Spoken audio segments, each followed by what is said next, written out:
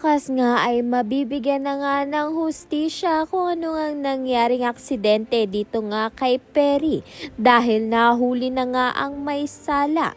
Ito nga ang bayarang basher nga nito ni Dara. Kaya naman nga't nag-aalala na nga itong si Megan na baka nga pag nagsalita na nga ang bayarang basher na to ay malalaglag na nga ang pangalan nga niya, lalong-lalo na nga nito ni Dara.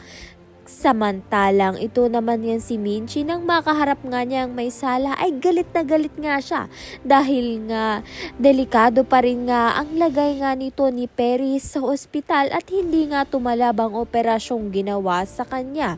Sa kabilang banda naman nga, grabe na nga ang kakapalan ng mukha nito ni Megan dahil kahit nga suspendido at hindi na nga siya parte ng grupo ng Yumi ay dumalo pa rin nga siya sa event ng Yumi kung saan ito ay espesyal dahil mamimit nga nila itong si Makmak Batumbakal.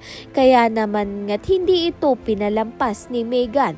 Si Jenny na nga lang ang kakausap at magpapaliwanag dito nga kay Monica. Kaya naman nga't yan at iba pa ang dapat nating pakaabangan. Maraming salamat sa iyong panonood.